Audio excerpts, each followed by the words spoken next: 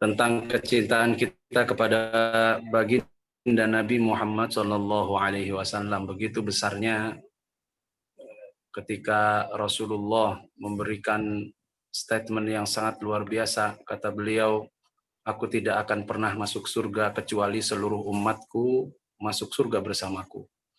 Jadi kepada seluruh jamaah silakan kalau ingin bertanya. Ini satu, Ustaz, ada pertanyaan dari Pak Mariman dari Cilacap. Agar cinta sejati kepada Rasul bisa istiqomah, bagaimana menjaga istiqomah tersebut? Gitu, Ustaz. Silakan, Ustaz. Langsung dijawab nih, Ustaz. Baik, terima kasih untuk Bapak Mariman. Agar cinta sejati kepada Rasul bisa istiqomah, bagaimana menjaga istiqomah ya? Bagaimana menjaga istiqomah tersebut? Cinta sejati kepada Nabi agar kita tetap istiqomah begini. Hubbuka ilal akhyar yaj'aluka minal akhyar wa in kunta min qablu minal ashrar. Mencintai orang yang baik, berkumpul dengan orang yang baik akan menjadikan kita baik walaupun sebelumnya kita orang yang buruk. Jadi untuk menjaga keistiqomahan itu, pertama, lingkungan kita harus kondusif, Bapak Ibu. Itu yang saya rasakan ketika saya di pesantren. Yang namanya duha, puasa Senin Kamis itu kan udah menjadi rutinitas. Ketika saya mulai ke Jakarta, gabung dengan teman-teman di kampus, itu sudah mulai luntur karena lingkungan tidak kondusif. Jadi kalau saran dari saya untuk Bapak Mariman, agar itu tetap istiqomah, maka harus tetap berada dalam lingkungan yang kondusif, lingkungan yang mendukung untuk tetap melaksanakan sunnah-sunnah Rasulullah Shallallahu Alaihi Wasallam. Ya. Itu, Ustaz. Baik. Terima kasih, Ustadz. Yang kedua itu ada minta dijelaskan sedikit, Ustadz. Itu karena ada Pak Yusuf dari Makassar ini. Dari rasa itu beda antara cinta kepada Nabi dan kepada Allah. Itu bagaimana? Minta dijelaskan sedikit, Ustadz. Baik. Mau dijawab sama Ustadz Taufan dulu, barangkali, atau saya langsung, Ustadz? Wah, saya kan moderator. Oh, moderator ya. Baik. Kalau cinta kepada Nabi dan cinta kepada Rasul itu sudah menjadi satu kesatuan. Kalau cinta kepada Rasul sudah pasti cinta kepada Allah. Kalau cinta kepada Allah sudah pasti cinta kepada Rasul. Begitu ya, Bapak? Itu ya, Ustaz ya. Jadi gitu Pak Yusuf. Dari ayat yang disebutkan tadi sama Ustaz Encep, Qul in kuntum tuhibbunallaha fattabi'uni. Katakan wahai Muhammad, in kuntum, kalau kalian mencintai Allah, fattabi'uni.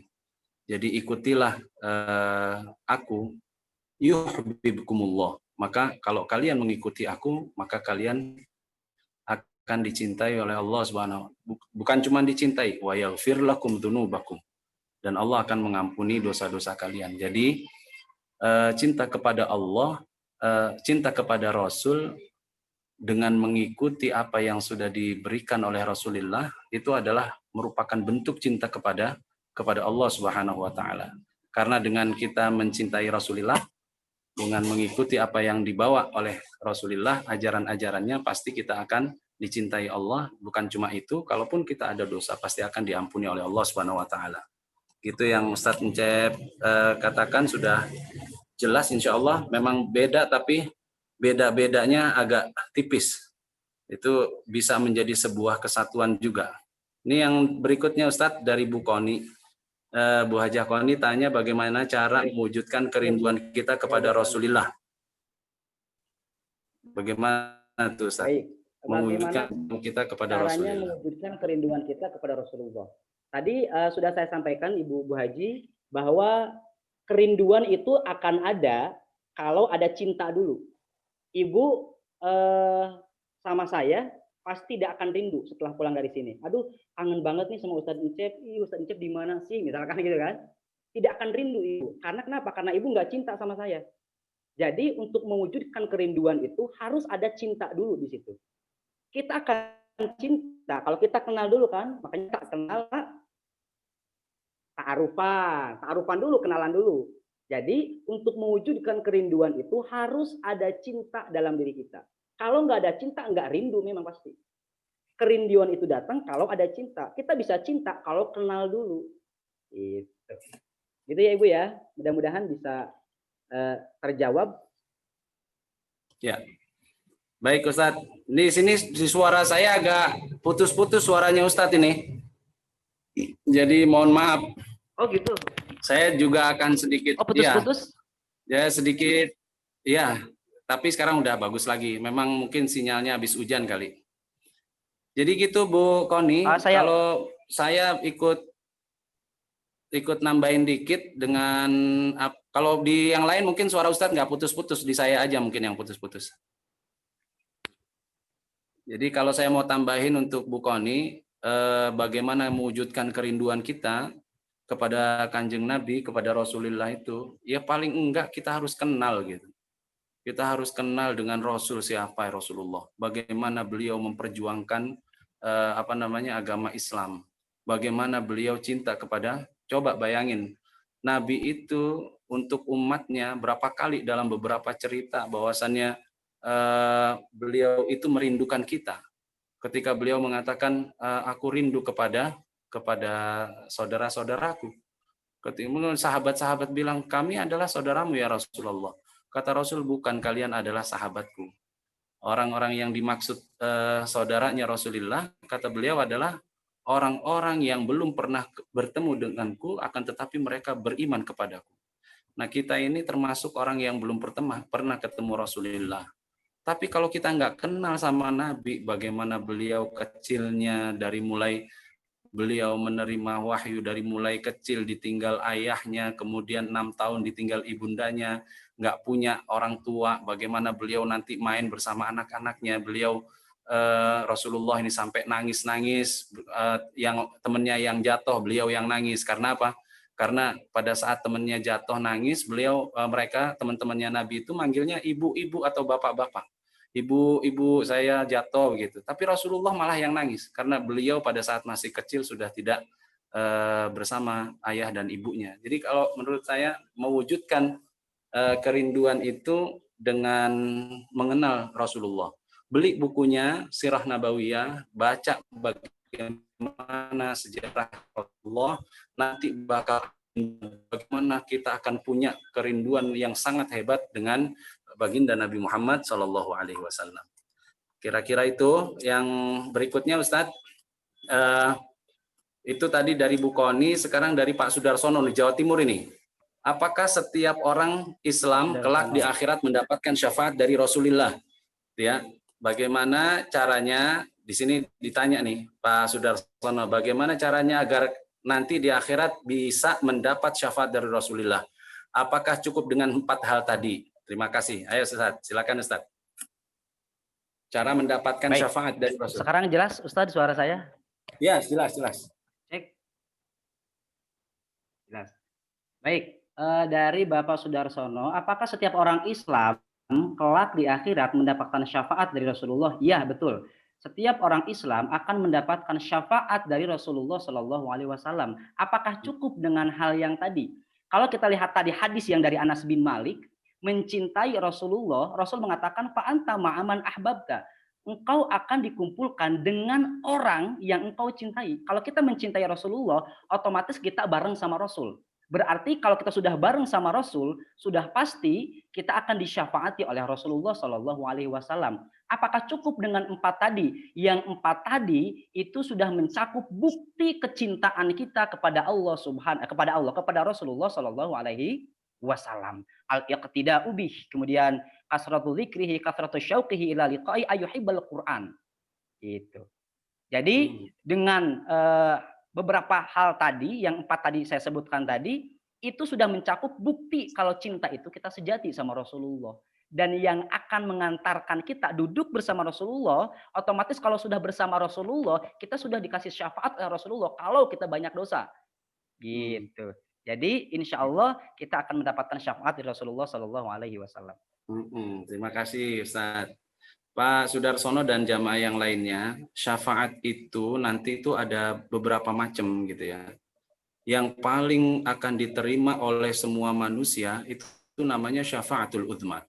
Syafaatul uzma itu adalah syafaat atau pertolongan baginda Nabi kepada seluruh makhluk yang ada di muka bumi ini pada saat yaumul mahsyar. Nanti akan dikumpulkan dari mulai sejak Nabi Adam sampai manusia terakhir dari umat Nabi Muhammad Sallallahu Alaihi Wasallam. Itu mereka dengan kondisi yang diceritakan dalam Al-Quran. Yauma yafirrul mar'u min akhi wa ummihi wa abi. Pada saat itu udah nggak peduli lagi yang di dunianya pada bermesraan. Nanti di yaumul mahsyar mereka sudah dengan kondisi yang sangat panas. Matahari hanya beberapa mil dari atas kepala kita. Kalau kita sekarang di kondisi 34 derajat aja udah panas, di Mekah 50 derajat udah panas. Bagaimana bayangkan matahari di atas kepala kita hanya beberapa mil saja. Dan itu yang menyebabkan orang-orang di yaumul mahsyar ini mereka kebingungan dan mereka datang ke Nabi Adam. Nabi Adam, kau adalah nabi pertama. Maka mintalah nih, tolong keluarkan kami dari tempat yang kayak begini. Nabi Adam mengatakan, saya tidak berhak untuk memberi pertolongan kepada kalian. Karena apa? Sebab sayalah kalian turun ke dunia. Minta sama Nabi Ibrahim, fa innahu khalilullah. Minta sama Nabi Ibrahim karena dia adalah kekasihnya Allah. Nabi Ibrahim juga bilang, saya nggak pantas untuk memberi syafaat kepada kalian. Karena apa? Karena saya dulu pernah bohong 3 kali katanya. Itu yang pertama mengatakan istri saya adalah saudara saya. Yang kedua, pada saat saya diajak menyembah berhala, saya bilang saya lagi sakit. Yang ketiga, pada saat saya meletakkan kampak yang besar di berhala yang paling besar. Ketika ditanya siapa yang memecahkan berhala-berhala di Ka'bah ini, saya bilang yang paling besar. Maksudnya adalah saya. Saya berbohong. Menurut Nabi Ibrahim itu adalah sebuah kebohongan, tapi bukan kebohongan padahal. Itu Nabi Ibrahim mengatakan, bukan saya yang berhak untuk memberi syafaat kepada kalian, akan tetapi mintalah kepada Nabi Musa, fa innahu kalimullah, karena Nabi Musa adalah orang nabi yang selalu berdialog dengan Allah. Nabi Musa mengatakan, saya juga nggak pantas untuk memberikan syafaat. Kalian dalam kondisi telanjang begini, banyak yang kelelep dengan keringat kalian, saya nggak pantas karena saya dulu pernah dengan satu pukulan orang bisa sampai mati, dan pada saat itu adalah saya merasa dosa. Maka minta pertolongan itu kepada Nabi Isa. Nabi Isa adalah ruhnya dari Allah dan dia dijadikan dari kalimat Allah kun fayakun. Maka Nabi Isa ketika dimintai oleh manusia semuanya, beliau mengatakan saya juga nggak pantas karena saya apa? Karena sebab saya banyak orang terfitnah mengatakan Tuhan itu 3, ada Tuhan Bapa, ada Tuhan Emak, ada Tuhan Anak dan lain sebagainya. Dan itu membuat saya menjadi merasa berdosa. Kalian minta saja kepada Nabi Muhammad, fa innahu habibullah, karena dia adalah kekasihnya Allah. Maka Nabi Muhammad pada saat itu menuju arasnya Allah, beliau sujud sambil memuji dengan Allah dengan pujian yang sangat indah, sampai Allah katakan pada saat itu, irfa' ra'sak isfa'tu syafa' is'al tu'ta isfa'tu syafa'. Wahai Muhammad, angkat kepalamu, kau sudah memuji dengan pujian yang sangat indah. Is'al tu'ta, kalau kau mau minta akan aku beri. Dan kalau kau memberi syafaat, memberi pertolongan pada umat manusia pada saat ini di padang mahsyar, kau akan bisa memberi syafaat. Nah, itu yang dinamakan dengan syafaatul uzma. Syafaat bagi manusia baik yang menyembah Allah ataupun yang tidak menyembah Allah. Ya, itu yang pertama. Itu syafaat yang pertama. Nanti ada syafaat yang kedua yang diberikan oleh Rasulullah. Contohnya bagaimana? Kita akan dapat syafaat. Bapak Ibu cukup nih dalam hadis yang sahih. Ketika kita mendengar azan, lalu mengucapkan seperti apa yang diucapkan oleh muadzin. Kemudian setelah mengucapkan apa yang seperti diucapkan muadzin, lalu berdoa dengan 4 kalimat. Ini ada yang banyak, tapi yang masyhur, yang sahih, yang mantap ini 4 kalimat. Diapalin, diamalin, insya Allah akan mendapat syafaat Rasulullah. Kata Rasulullah, barang siapa yang mendengar adzan kemudian mengucapkan seperti apa yang diucapkan muadzin, kemudian dia berdoa, Allahumma rabba hadhihi da'wati tammah, 1 ya, Allahumma rabba hadhihi da'wati tammah was salatil qa'imah. Yang kedua, yang ketiga, ati sayyidana Muhammadanil wasilata wal fadilah. Yang ketiga, wab'athhu maqaman mahmudanil ladzi wa'adta halat lahu syafa'ati yaumal qiyamah. Maka orang yang membaca doa seperti itu, maka dia akan mendapat syafaat Rasulullah di yaumil qiyamah. Bukan syafaatul uzma. Pada saat mungkin Bapak Ibu kita tidak ada yang terlepas dari dari dosa. Sampai Al-Quran mengatakan semua hampir manusia itu akan terjerembab nanti pada saat menyeberangi jembatan Siratal Mustaqim, akan terjerembab ke dalam api neraka. Rasulullah, orang yang tidak rela, manusia yang tidak rela kalau umatnya, pada saat beliau sudah menyeberangi jembatan Siratal Mustaqim, di depan pintu surga, malaikat sudah mengatakan, Muhammad, tempatmu ada di surga Firdaus yang paling tinggi, yang paling enak. Akan tetapi Rasulullah katakan, aku tidak mau masuk ke dalam surga sebelum umatku semuanya masuk ke dalam surga. Pada saat itu Rasulullah, itu yang di dalam Sahih Bukhari mengatakan, Rasulullah itu setiap melihat umatnya menyeberangi jembatan Siratal Mustaqim, beliau mengangkat tangannya sambil berdoa, Allahumma sallim, ya Allah selamatkan umatku yang itu. Akan tetapi habis mata Rasulullah ini dengan tangisannya ketika ada umat yang jatuh ke dalam neraka, ada lagi yang nyebrang, beliau lagi doakan lagi, ya Allah sallim, ya Allah taufan selamatkan, ya Allah selamat. Nanti kalau ada yang sampai terjerembab lagi, maka jamaah yang dimuliakan Allah, itu Rasul sampai sedih, sampai akhirnya Allah membuat lupa Nabi Muhammad. Dimasukkannya Rasulullah ke dalam surga. Proses berjalan dari jembatan Siratal Mustaqim itu sudah terus berjalan. Sampai dikatakan di situ Rasulullah sudah berada di surga Firdaus, maka banyak umat Nabi Muhammad yang masih tertinggal di api neraka. Dikatakan Allah memanggil malaikat Jibril pada saat itu. Jibril, apa kondisi umatnya Nabi Muhammad? Rasulullah sudah berada di surga, semua sudah dihisap. Kata malaikat Jibril, saya akan lihat ya Allah. Maka Allah memerintahkan malaikat Jibril untuk melihat kondisi umat Nabi Muhammad. Dalam kondisi itu, neraka yang ada 7 lapis paling bawah dijaga oleh malaikat Zabaniyah. Diantar malaikat Jibril membuka pintunya, mengetuk pintunya. Malaikat Zabaniyah mengizinkan masuk, memberitahukan kepada malaikat Jibril memberitahukan kepada malaikat Zabaniyah, aku diperintahkan Allah untuk melihat kondisi umat Nabi Muhammad. Yang pada saat itu malaikat Jibril begitu dengan teriakannya, ummata Muhammadin, wahai umat Muhammad, kesinilah, halumma ummata Muhammadin. Itu banyak sekali umat Nabi Muhammad yang pada saat itu kondisinya sudah nggak karu-karuan karena disiksa di neraka jahanam, maka mereka mengatakan, aku adalah umat Nabi Muhammad. Wahai Jibril, sampaikan salamku kepada Nabi Muhammad. Wahai Jibril, sampaikan bahwasannya aku dulu pernah bersalawat kepada Nabi Muhammad. Wahai Jibril, sampaikan kepada Nabi Muhammad bahwa dulu aku pernah mengikuti apa yang dilakukan oleh Nabi Muhammad. Maka semua umatnya berkumpul. Maka malaikat Jibril datang lagi ke Allah dan menceritakan, ya Allah, bahwasannya umat Nabi Muhammad dalam kondisi yang sudah sangat tidak baik. Maka kata Allah Subhanahu wa taala, fa akhbir nabiyahum. Maka wahai Jibril, kabarkan kepada nabinya. Bilang sama nabinya, Rasulullah pada saat itu sedang yattaqi, sedang berittika, lagi santai-santai di surga Firdaus. Malaikat Jibril datang dan mengatakan, wahai Muhammad, umatmu masih ada tertinggal di sana. Umatmu masih ada tertinggal di sana di neraka jahanam. Maka Rasulullah Shallallahu Alaihi Wasallam dengan begitu kagetnya, beliau bangun dari santai-santainya dan menuju ke arasnya Allah. Lagi-lagi beliau sujud kepada Allah Subhanahu Wa Taala dengan pujian yang sangat hebat. Maka Allah katakan kepada Muhammad, kalau kau bangun wahai Muhammad, irfa' ra'sak. Niat sayangnya Allah kepada Nabi Muhammad. Bangun, udah angkat kepalamu. Is'al tu'ta. Kau minta apa aku beri? Washfa'tu syafa'. Kalau kau pengen memberi syafaat pertolongan kepada umatmu, tolong sana. Maka Rasulullah itu turun ke neraka jahanam yang paling bawah. Ini kalau kata guru saya Ustaz Salim Basalama, itu dibilang apa? Neraka pada saat itu menjadi dingin pada saat Nabi Muhammad turun ke neraka tersebut. Itu syafaat yang sangat luar biasa.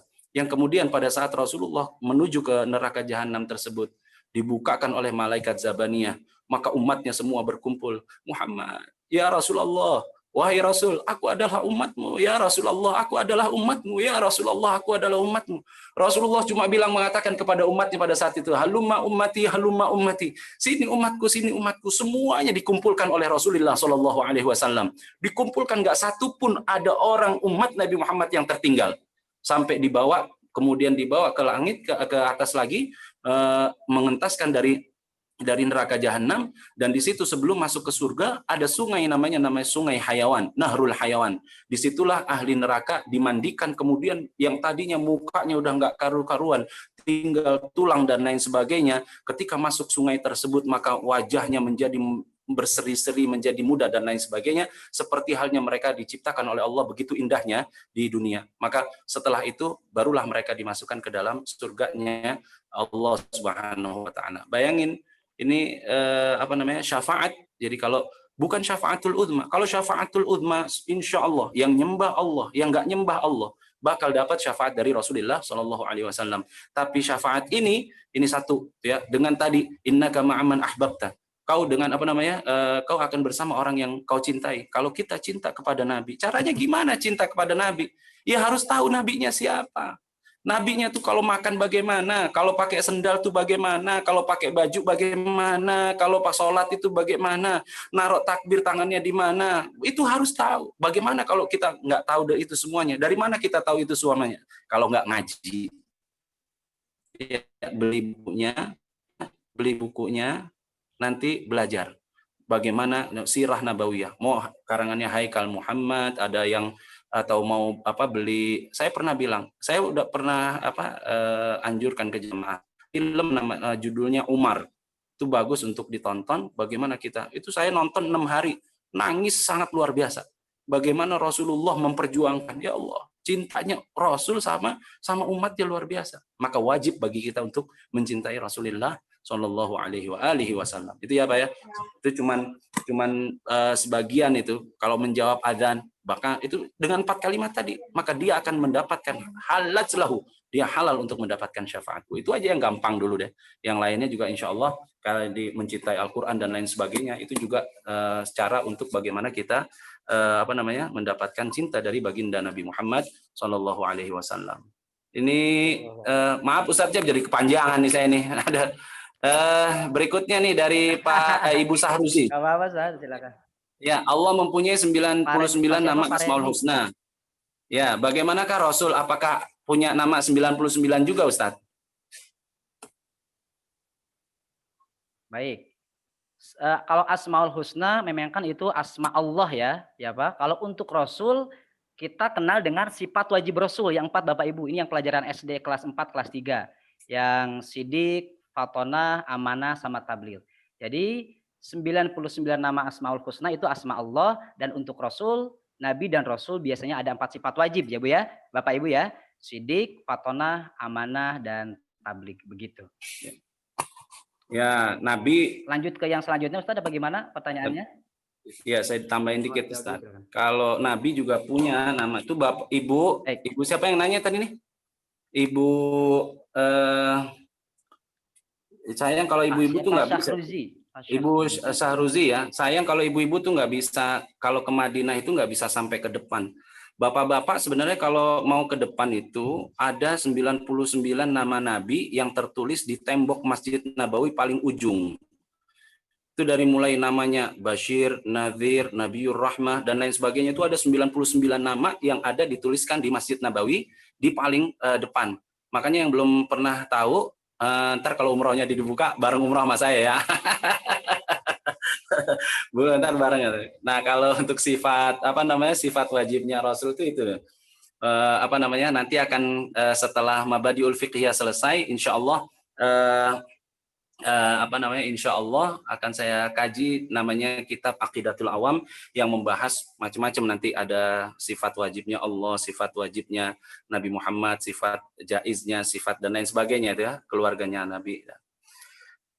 Yang berikutnya nih Ustadz nih, ini biar hidup nih Ustadz. Jadi di sini pertanyaan berikutnya dari Bu Redmi. Redmi ini nama handphone ini ya. Ciri-ciri yang terlihat dari seorang umat kepada Rasulullah. Ciri-ciri yang terlihat dari seorang umat yang cinta kepada Rasulullah mungkin ya, ciri-cirinya. Cinta mungkin ya. Cinta ya mungkin. Ciri-cirinya. Kalau simpelnya, sebetulnya simpel nih. Ya. Simpelnya dalam kehidupan kita sehari-hari tadi betul yang Ustadz Dofan sampaikan, ketika kita harus makan pakai tangan kanan, kayak kita ngajarin ke anak tuh, itu berarti salah satu bukti kita al-iqtida'u bi wasti'malu sunnati. Makan pakai tangan kanan, kemudian kalau masuk ke kamar mandi pakai kaki kiri dulu. Nah, itu sebetulnya bukti kalau orang itu memang cinta sama Rasul gitu. Kadang kita makan itu kayak buat anak-anak aja, kita ngajarin ke anak tapi kita enggak. Padahal kan anak itu yang perlu pelajaran itu keteladanan dari orang tua. Ma fil aba fil abna gitu ya Ustaz ya. Kalau orang tuanya kalong, anaknya kampret gitu kan. Kalau orang tuanya nyolong, anaknya nyopet gitu Bapak Ibu. Nah, salah satu yang tadi, pertanyaan yang tadi, yang terlihat dari seorang umat kepada Rasulnya, ya tadi simpelnya, kita al-iqtida'u Rasul itu, wastimalu sunnat itu tadi, ya kayak makan deh ya simpelnya, mau tidur baca doa gitu kan. Iya, iya. Kemudian ketika bercermin kita juga baca doa, hal-hal yang simpel ini kadang-kadang kita suka suka kelewat sebetulnya gitu. Itu sebetulnya sudah mencerminkan kalau Iya. kita cinta sama sama Rasul, yang simpel gitu ya, simpelnya. Itu bukan simpel lagi, itu Itu Ustaz. memang bukan simpel lagi, Ustaz. Itu memang cirinya Mhm, begitu seperti yang ayat tadi dikatakan, qul in kuntum tuhibbunallah fattabi'uni. Jadi amalan biasa dengan amalan yang mendapatkan pahala itu bedanya di niat. Innamal a'malu binniyat. Bapak Ibu pakai sendal, asal pakai sendal aja ya biasa nggak dapat pahala. Tapi kalau pakai sendalnya kanan dulu karena mengikuti Nabi, itu makanya menjadi sunnah, ya, menjadi sunnah dan itu mendapatkan pahala. Makanya saya bilang Pak Sudarsono, Pak Mat Soleh, ya, Ustadz Cep juga, kalau orang pakai jenggot, meskipun ada putihnya kayak saya nih, orang pakai jenggot, tapi pakai jenggotnya karena mengikuti Nabi. Rasulullah pernah bilang, "U'ful liha wa qassus syawarib." Biarkan jenggot, pelihara jenggot, cukur syawarib nih. Apa namanya? Kumis. Saya melakukan ini karena mengikuti Rasul. Itu bakal mendapatkan pahala dan pahalanya 24 jam itu. Ya. Jadi ini ciri bagaimana umat itu mencintai Nabi, yaitu tadi, bukan simpel saya bilang itu. Itu adalah suatu hal yang besar yang sering dilupakan. Karena kita melakukan perkara biasanya tanpa ada niat ya. Harus kita tekankan sekarang, segala perkara yang dinisbatkan kepada baginda Nabi Muhammad itu adalah bentuk kecintaan dan itu adalah sunnah. Apapun apa akan ke tangan kanan, jalannya menunduk, pakai wewangian pada saat sholat, kalau itu mengikuti baginda Nabi Muhammad, maka itu adalah sebuah bentuk kecintaan kita kepada Rasulullah Shallallahu Alaihi Wasallam. Ya Ustadz, berikutnya nih, masih banyak Pak ini. apa nih dari Pak Gungun, dari Pak Gungun ini, aduh ini Pak Gungun Ustadz juga ini. Ketika kita bertemu di makam Rasul di Nabawi, bertamu di makam Rasul, apakah ini salah satu bentuk cinta kepada Nabi Muhammad Shallallahu Alaihi Wasallam, Ustadz? Kita bertamu datang ke sana Betul. di makam Rasul. Silakan Ustaz. Betul sekali. Tapi tergantung lagi Ustaz ini ke orangnya. Dia bertamunya buat selfie, buat upload status atau buat apa dulu nih gitu. Tapi harusnya memang itu bukti cinta kita sama Rasul Ustaz. Gitu. Kita bertamu ke sana, kita jauh-jauh dari Indonesia ke sana. Udah pasti dong, itu bentuk cinta kita sama Rasul. Kembali lagi ke orangnya. Memang betulan cinta Rasul apa buat koleksi di Instagram apa WA gitu Ustaz? Gitu. Iya. Jadi dulu ada sahabat namanya sahabat Bilal. Itu saya udah cerita berkali-kali. Pada saat Sayyidina Bilal ditinggal oleh Nabi Muhammad, itu beliau keluar dari kota Madinah, nggak kuat dengan kerinduan beliau. Karena beliau minta dan diizinkan oleh khalifah pada saat itu, karena alasannya itu. Kalau saya tetap di Madinah, saya akan mati dibunuh oleh kerinduan saya sendiri. Nah, pada satu saat akhirnya Rasulullah hadir dalam mimpinya Sayyidina Bilal dan mengatakan, "Ya Bilal, ma hadhil jafa, amalaka antazurani." Wahai Bilal, ini kau ingin memutuskan hubungan dengan saya. Tidak maukah kau menziarahiku? Bayangin ya. Tidak maukah kau menziarahiku? Rasulullah hadir di mimpinya Sayyidina Bilal. Sejak bangun pagi, beliau langsung menuju ke Madinah. Yang saya bilang azan yang berkumandang di Madinah pada saat itu seakan-akan menggugah orang-orang, mengatakan ini azan kayaknya Rasulullah masih hidup. Sayyidina Bilal setelah azan karena nggak kuat meneruskan azannya, beliau bilang sama Rasulullah, "Ya Rasulullah, saat ini aku tidak akan pernah meninggalkanmu." Makanya Sayyidina Bilal nggak pernah dekat tinggalnya di Masjid Nabawi. Ada di daerah namanya daerah Awali dekat Makbarah Baqi. Itu terkenal Sayyidina Bilal agak jauh tinggalnya dari Masjid Nabawi. Karena apa? Kalau ngelihat itu kuburan, pasti beliau sampai pingsan-pingsan. Pernah beliau berziarah, ini ya. Kalau kita datang bertamu, dulu belum ditutup begitu Pak Gun-Gun. Dulu itu makamnya masih terbuka. Sayyidina Bilal kalau ziarah bukan kayak kita diri jalan gitu, enggak. Beliau memeluk kuburannya Rasulullah Shallallahu Alaihi Wasallam. Pada saat itu ada yang namanya khalifah namanya Marwan Ibnul Hakam. Itu ditendang Sayyidina Bilal. Kata Marwan, kamu ngapain? Ternyata Sayyidina Bilal yang bangun. Saya berkunjung kepada orang yang masih hidup. Saya bukan berkunjung kepada batu. Itu ya, keyakinan Sayyidina Bilal radhiyallahu anhu. Beliau mengatakan, itu ya, beliau mengatakan bahwasannya saya berkunjung kepada orang yang masih hidup. Saya berkunjung kepada Rasulullah Shallallahu Alaihi Wasallam. Berarti kalau kita datang ke sana, ya Allah, apalagi kalau kita sudah pernah membaca sirah nabawiyah, datang ke Nabi Muhammad, bayangin, itu hampir sama kalau kita kayak lagi ada di depan Ka'bah. Bagaimana kerinduan itu memuncak pada saat bertemu dengan Rasulullah, dekat dengan Rasulullah. Ya Rasulullah, baru kita ucapkan salam, assalamualaikum Rasulullah. Baru begitu. Itu orang yang sudah muncak, itu pasti akan disertai dengan tangisan. Assalamualaikum ya Habib Allah. Kayak saya begini, udah 8 bulan aja nggak ke sana. Rindunya kayak apa? Setiap hari saya bilang saya nggak pernah tinggal, apalagi di bulan Maulid ini. Setiap subuh sama maghrib saya selalu baca paling nggak 100 itu salawat. Paling nggak itu yang bisa mengobati rasa rindu saya kepada baginda Nabi Muhammad Shallallahu Alaihi Wasallam. Aduh, bentuk cinta dah. Saya Bilal kalau nggak sampai berziarah itu, ya Allah itu ya. Jadi ya bentuk cinta iya.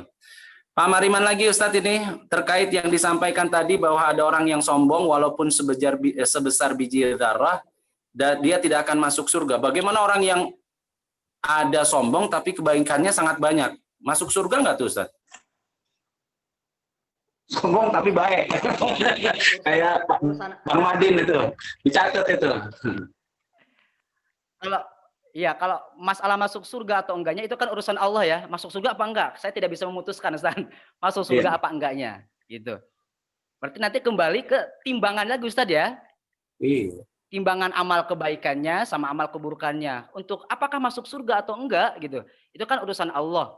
Saya tidak bisa menjawab itu. Sama ketika Robiah Al-Adawiyah bertanya kepada ulama yang melamar dia. Dia menanyakan nanti kalau saya meninggal, saya masuk surga apa enggak nih gitu kan. Ketika saya dikubur nanti, apakah saya bisa menjawab munkar nakir, kata Robiah itu. Ketika nanti saya dikasih buku amal saya dikasihnya amal baik apa amal buruk gitu. Nah termasuk yang ini, apakah masuk surga atau tidak, itu urusan Allah. Kalau untuk dia banyak orang sombong tapi kebaikannya banyak, mungkin nanti tinggal ditimbang saja amal buruk dan amal baiknya. Begitu Bapak Ibu. Silakan Ustaz Tovan ditambahkan lagi.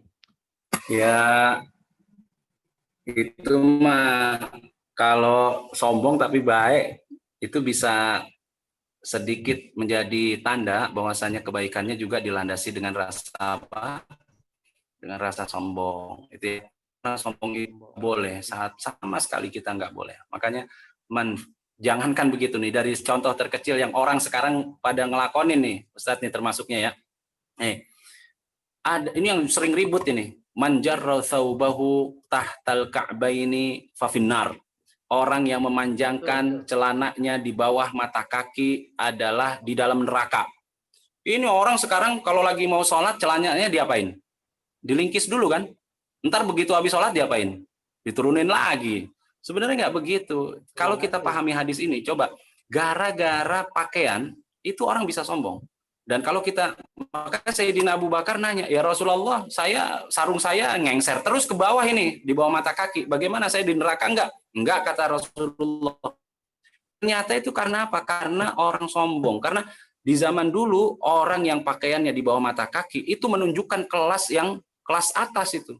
Budak-budak mah pakaiannya di setengah betis, di atas mata kaki, kurang bahan. Kalau yang orang yang pakaiannya udah sampai bawah kaki itu orang yang Orang yang punya kelas itu dengan hal itu dengan rasa sombong itu maka akan berada di dalam neraka. Maka kalau ada orang sombong melakukan kebaikan itu bisa tergerus dengan kesombongannya gitu. Itu bahaya sekali. Bahkan Rasulullah mengatakan nggak boleh itu karena kesombongan adalah pakaiannya Allah Subhanahu wa taala. Jadi ya bisa ya urusan Allah tapi menjadi bisa menjadi tanda juga itu. Bisa menjadi tanda.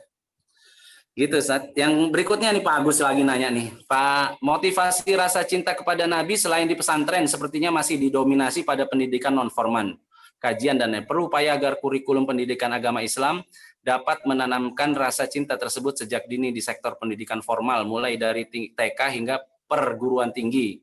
Minimal menjadi bagian agar tercipta generasi milenial yang Islami. Oh, ini usulan ini Ustaz. Iya ya, oh, negara kita agamanya juga mau dihapus bagaimana ya?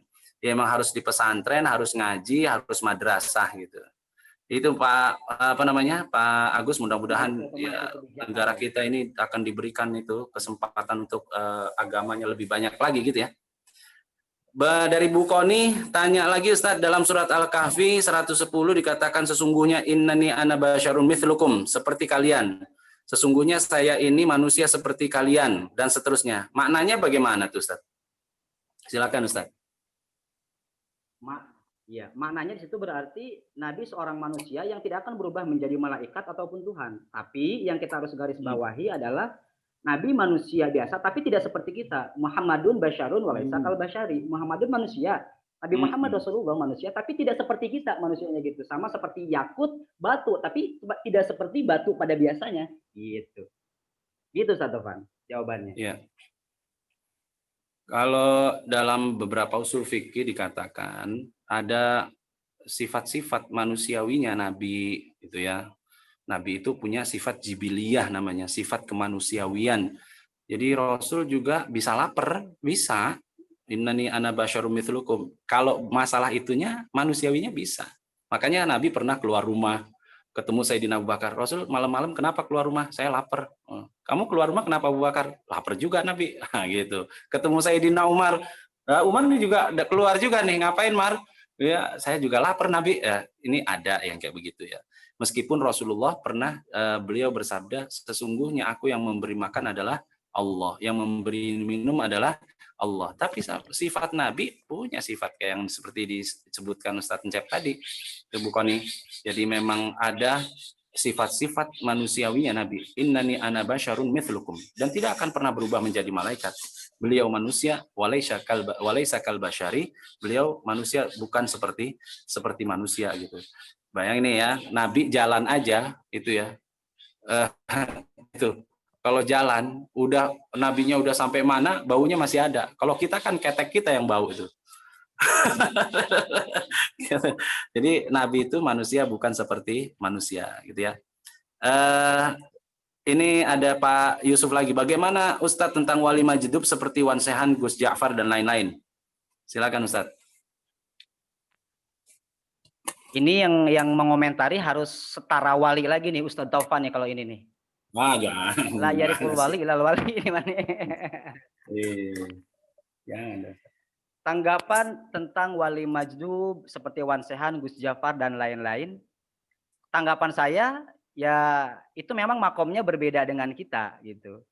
Kalau dalam ilmu thariqat itu kan ada salik, ada yang sudah wusul gitu. Termasuk ini makomnya memang sudah makom yang tadi itu tidak bisa kayak saya, makomnya kan belum sampai tuh untuk menilai Wan Sehan, Gus Ja'far dan lain-lain. Mungkin ini Ustadz Topan yang lebih bisa memberikan komentar tentang wali majdub dan saya juga bukan wali juga, saya wali murid. Saya walinya anak-anak. Oke, kalau majdub, ini buat yang lain biar tahu juga. Majdub itu artinya jadzaba, jadi yang khariqul ada. Wali-waliullah tapi yang sudah tidak seperti pada umumnya. Kenapa ada wali majdub? Itu pernah dibahas sama guru saya juga. Ini saya cuma nyampein doang. Karena apa? Karena kita punya rasa suudzon yang sangat besar. Orang itu wali itu ada macam-macam. Wali umum ada. Innamal mu'minuna auliyaullah. Sesungguhnya orang yang beriman. Kita yang beriman itu adalah walinya Allah. Iya, wali umum. Tapi ada wali khas. Wali yang dimana kekasih Allah, yang dimana mereka sudah tidak lagi seperti kita melakukan pada umumnya. Saya melihat ada beberapa sosok, misalnya kayak apa namanya guru kami di kajian namanya Kiai Abdullah Salam. Itu udah ngomongnya sedikit gitu ya, ngomongnya sedikit, udah nggak banyak-banyak ngomong, ngelihat orang juga husnudzon terus gitu.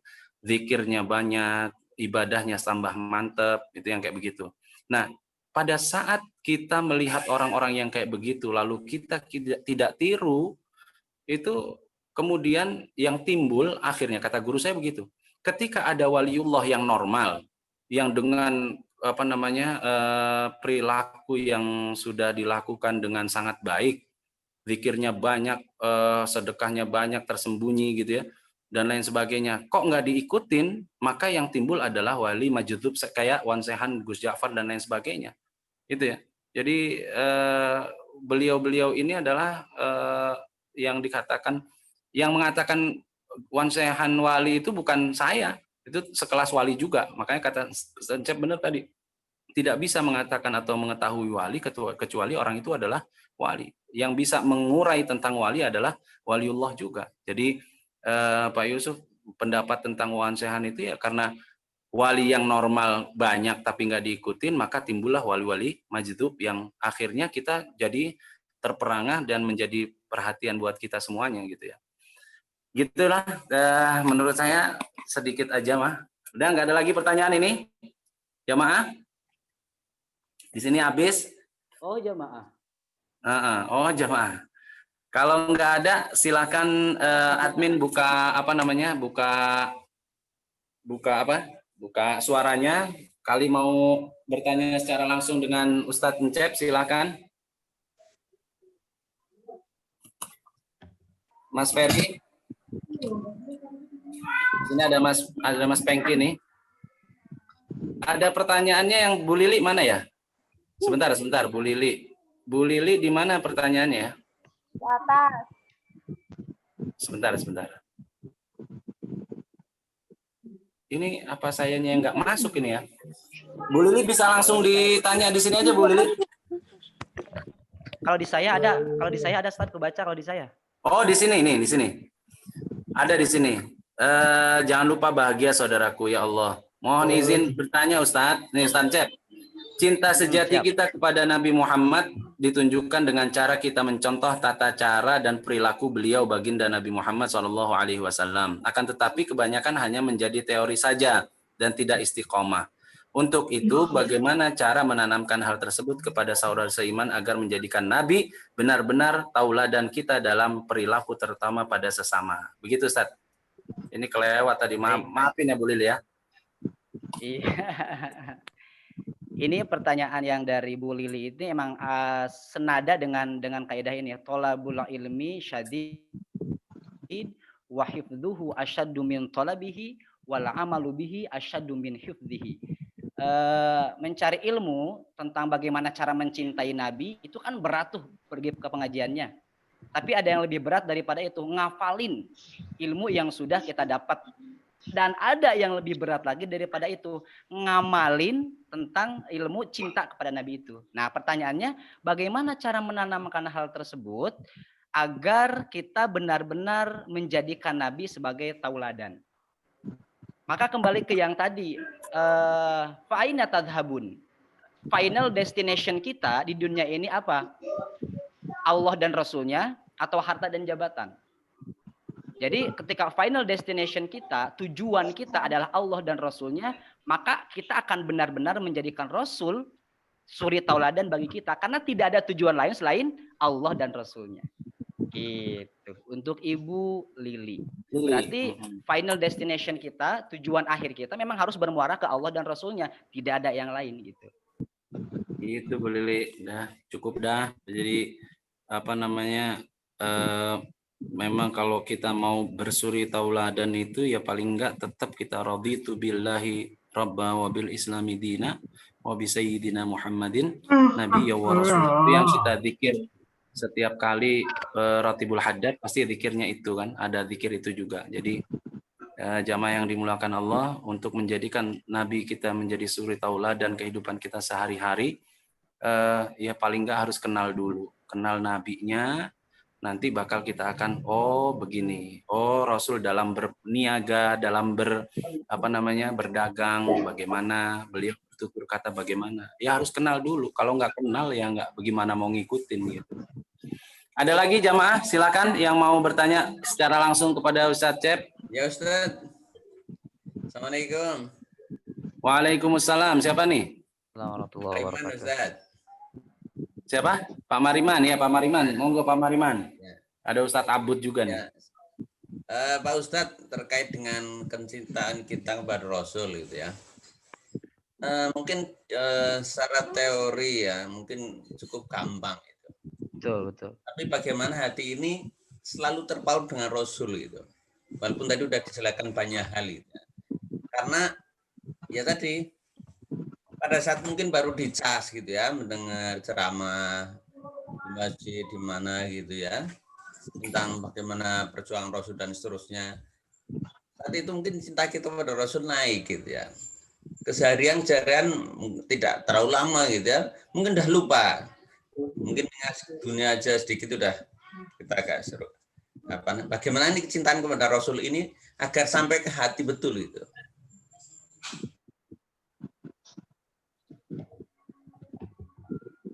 Suaranya nggak kedengeran Pak Mariman. Ya, mungkin saya ulangi. Iya, agak apa namanya? Agak ini ya terputus-putus ya Ustaz. Terkait kecintaan kepada Rasul Ustaz. Agar hati ini selalu cinta kepada Rasul. Tapi bukan hanya teori saja Pak Ustaz, tetapi benar-benar sampai ke hati. Pertolongan apa mungkin yang harus bisa tercapai? Ya, silakan Ustaz. Baik. Seputar hati berarti ya Ustaz ya. Hati itu kan ada tiga ya Bapak, ada qalbun sahih, ada qalbun marid, ada qalbun mayyit. Qalbun sahih berarti hati yang sehat, qalbun marid hati yang sakit, qalbun mayyit hati yang sudah mati. Kalau hatinya sudah qalbun mayyit, qalbun marid, maka tadi ketika ada nasihat disampaikan seputar kecintaan kepada Rasulullah, setelah itu sudah hilang begitu lagi gitu. Berarti kita harus ngecas dulu, harus memperbaiki dulu agar hati kita menjadi qalbun sahih. Bagaimana caranya? Tadi sering-sering ikut ke pengajian, sering-sering dengar nasihat ulama, bergabung dengan orang-orang soleh, bergabung dengan orang-orang yang baik, lingkungan yang kondusif gitu.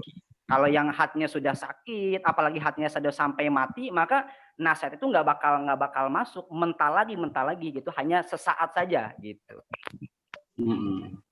Emang begitulah Pak Mariman, hati itu ya takallab, dia kadang bergejolak, kadang nanti naik, kadang enggak.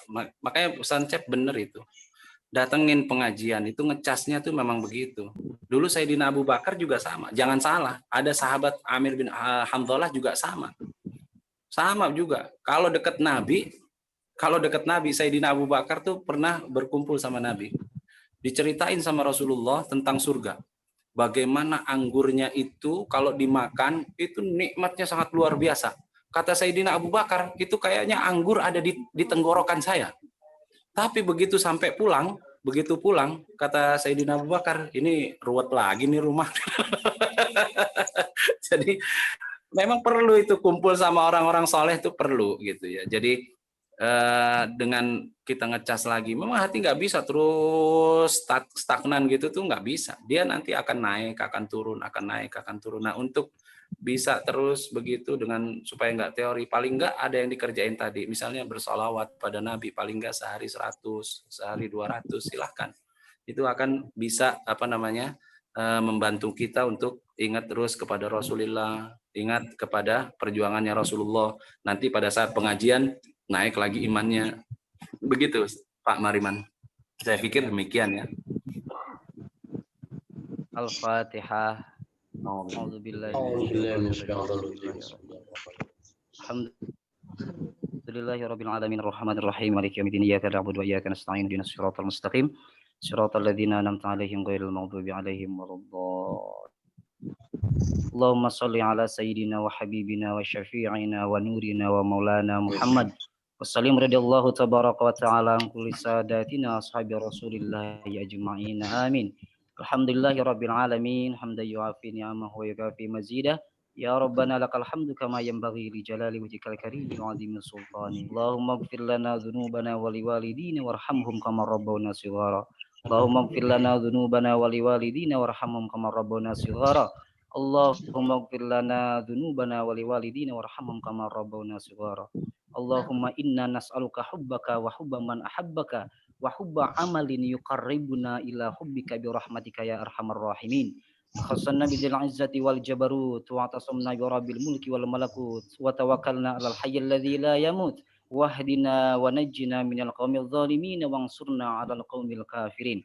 Allahumma ij'alna minal 'alimin al-'amilin al-'abidin al-mujahidin al-mukhlisin.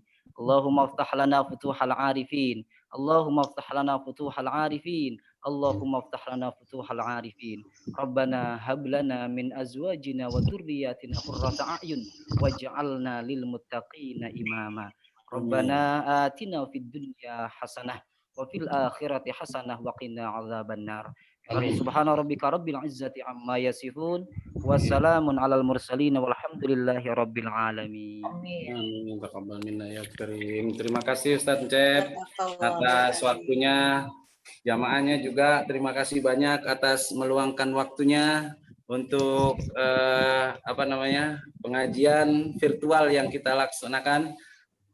Kalau kata Pak Atik ini bukan buat pengajian doang, tapi memang silaturahim. Meskipun silaturahim tidak bersua dengan langsung, tapi dengan seperti ini insya Allah akan merekatkan kita terus hati kita kepada semua jamaah. Saya kangen benar, saya benar-benar kangen sama jamaah ini.